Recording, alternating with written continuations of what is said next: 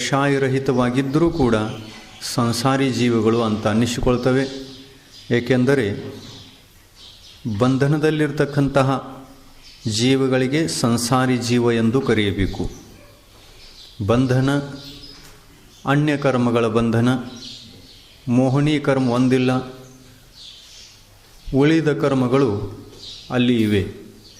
12ರಲ್ಲಿ, 13ರಲ್ಲಿ ಮತ್ತು 14ನೇ ಗುಣಸ್ಥಾನದಲ್ಲಿ. ಘಾತಿ ಕರ್ಮಗಳಲ್ಲಿ ಒಂದು ಘಾತಿ ಕರ್ಮ ಮಾತ್ರ ನಾಶ ಆಗಿದೆ.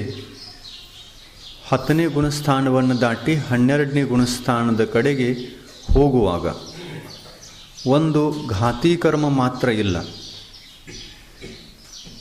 ಉಳಿದ 3 ಘಾತಿ ಕರ್ಮಗಳು ಮತ್ತು 4 ಅಘಾತಿ ಕರ್ಮಗಳು 12ನೇ ಗುಣಸ್ಥಾನದಲ್ಲಿ ಇವೆ.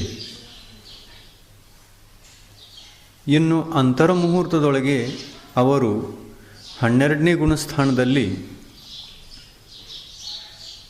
3 ಘಾತಿ ಕರ್ಮಗಳನ್ನು ನಾಶ ಮಾಡಿ 13ನೇ ಗುಣಸ್ಥಾನಕ್ಕೆ ಹೋಗ್ತಾರೆ. 13ನೇ ಗುಣಸ್ಥಾನಕ್ಕೆ ಹೋದ ತಕ್ಷಣ ಅವರಲ್ಲಿ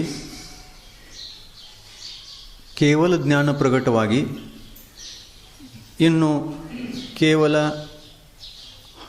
4 ಅಘಾತಿ ಕರ್ಮಗಳು ಮಾತ್ರ ಉಳಿದು ಆ ಅಘಾತಿ ಕರ್ಮಗಳನ್ನು ನಾಶ ಮಾಡುವ ಉದ್ದೇಶದಿಂದ ಅವರು 2 ಶುಕ್ಲ ಧ್ಯಾನಗಳನ್ನು ಮಾಡ್ತಾರೆ. ಶುಕ್ಲ ಧ್ಯಾನಗಳಲ್ಲಿ ಇರುವಂತಹ 4 ಭೇದಗಳಲ್ಲಿಯ 2 ಶುಕ್ಲ ಧ್ಯಾನಗಳು, ಕೊನೆಯ ಶುಕ್ಲ ಧ್ಯಾನಗಳು, ಪ್ರಾರಂಭದ 2 ಶುಕ್ಲ ಧ್ಯಾನಗಳನ್ನು ಮಾಡಿ 2ನೇ ಶುಕ್ಲ ಧ್ಯಾನದ ಮೂಲಕ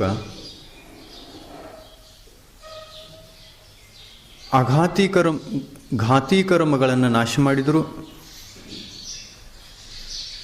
ಮತ್ತು 1ನೇ ಶುಕ್ಲ ಧ್ಯಾನದ ಮೂಲಕ ಮೋಹಿನಿ ಕರ್ಮವನ್ನು ನಾಶ ಮಾಡಿದರು.